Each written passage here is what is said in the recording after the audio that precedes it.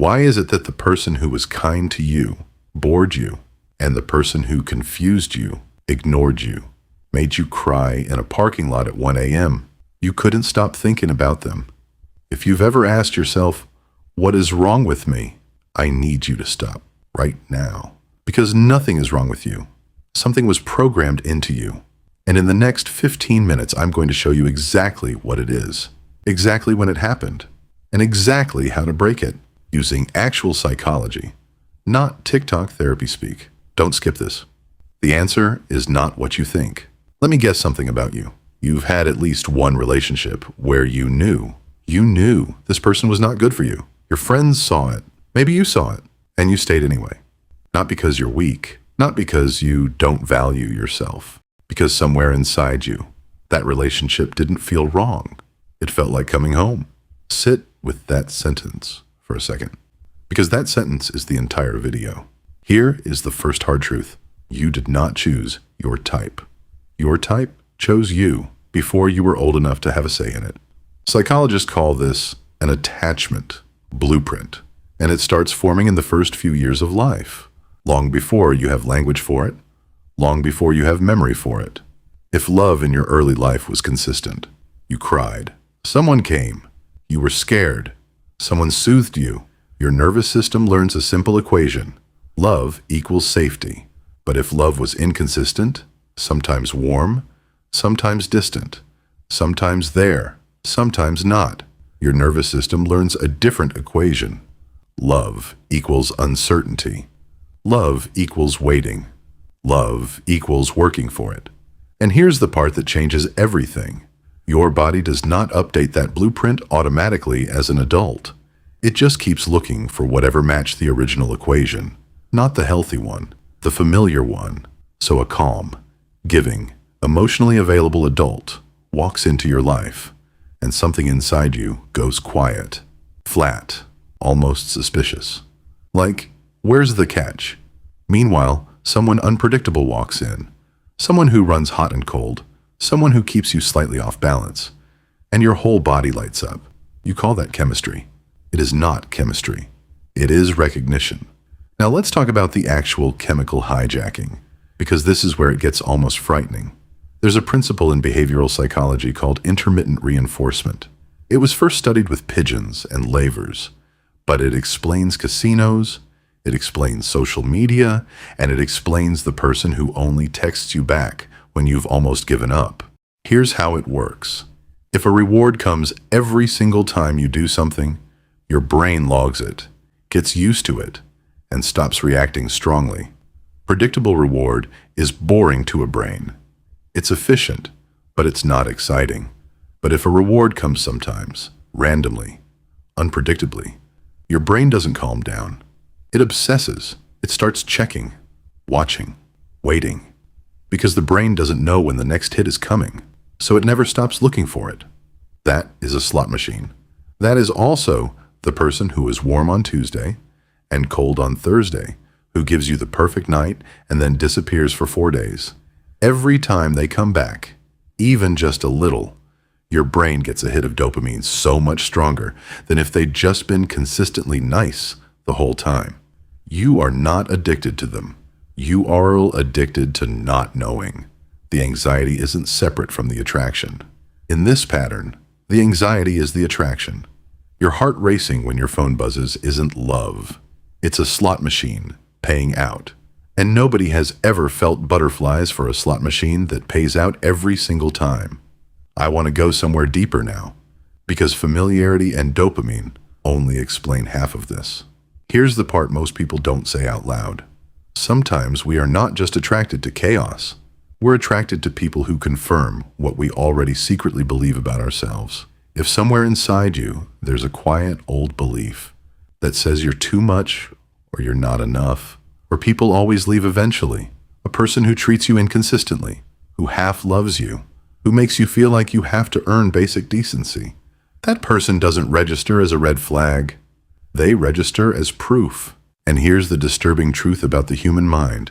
We would rather be right about something painful than be uncertain about something good. A person who confirms your worst belief about yourself feels unconsciously safer than a person who challenges it, because at least you know where you stand. At least the story makes sense. Healthy love asks you to believe something new about yourself. And if you've never practiced believing it, healthy love doesn't feel like love yet. It feels like a lie you haven't learned to trust. Let's address the sentence you've said to a friend, or maybe just thought quietly to yourself. They're great on paper. I just don't feel anything. I need you to really hear this next part. What you are calling nothing is not the absence of feeling. It is the absence of anxiety. If your nervous system has never experienced safety without also experiencing numbness, because safety has simply never lasted long enough for you to relax into it, then real peace is going to feel unfamiliar, foreign, almost suspicious. You are not bored around a stable person. You are unregulated by calm. You literally do not have the reference point yet to recognize peace as a form of connection, because every connection you've had came wrapped in a little bit of fear. Chaos feels like something happening. Peace feels like nothing happening. But peace is not nothing. Peace is what happens when your nervous system finally gets to stop performing. The tragedy is, most people leave right when it starts to feel like peace, because they mistake the absence of anxiety for the absence of love. Here's something almost nobody talks about. In these dynamics, you're not just a passive victim of your wiring. You often unconsciously audition people for the role your story needs them to play. If your nervous system was trained on chase, you will, without realizing it, create tiny tests, pulling back to see if they follow, going quiet to see if they notice. Not because you're manipulative, because some old part of you needs to confirm the story is still true. Love has to be earned. Love has to be chased. If it comes easy, it isn't real. And a person who is emotionally healthy will not always play along with that. They'll just be consistent, which, remember from segment 4, can feel like a red flag instead of a green one. Meanwhile, a person who is also wired for chaos will match your test perfectly because they're running the same old software. Two nervous systems, both starved for the same unstable rhythm, will always recognize each other in a room full of stable people. That's not fate. That's two wounds, speaking the same language, okay? Deep breath, because now we fix it. You cannot think your way out of a nervous system pattern. You cannot just decide to be attracted to healthy people, but you can interrupt the automatic reaction every single time it fires until the automatic reaction starts to weaken. Here is the tool. It's one sentence. Use it the moment you feel that spark, that pull, that I have to have this person feeling. Ask yourself, is this exciting or is this familiar? Not instead of feeling it, you're allowed to feel it. Just ask the question right alongside the feeling. If the answer is familiar, if this person reminds you, even slightly, of the anxiety, the chase, the inconsistency you grew up around, that doesn't mean run. It means notice.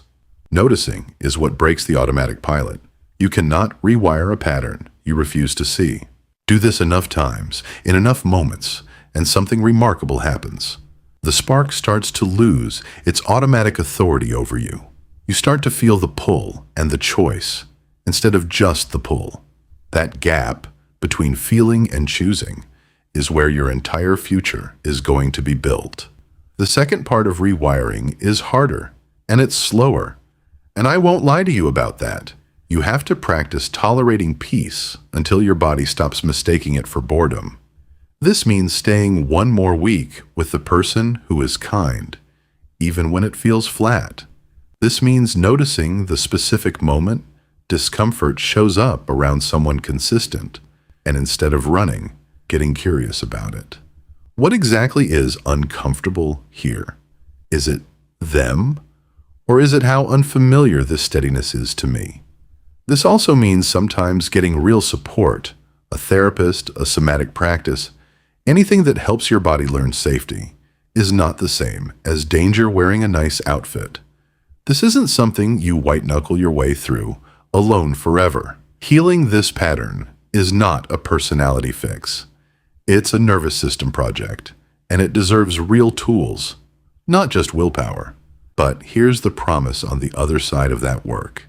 Peace does not stay boring forever. It only feels boring while it's unfamiliar. The more real safety you experience, the more your baseline shifts until one day, chaos is what feels exhausting, and calm is what feels like relief. So let's go back to the question I opened with. Why is the wrong person more exciting than the right one? Because your body was never choosing between exciting and boring. It was choosing between familiar and unfamiliar. And it mistranslated familiar as love a long time before you ever had a say in the matter. The people who were bad for you were never really a mystery. They were a mirror, showing you exactly what you were taught. Love had to cost. And the day you stop mistaking chaos for chemistry is the day the right person, the calm one, the consistent one, the one who was boring, finally gets a real chance to feel like everything. If this video described you more than you're comfortable admitting, you already know exactly who you thought about the whole time. That's not a coincidence either. Subscribe if you want my next video.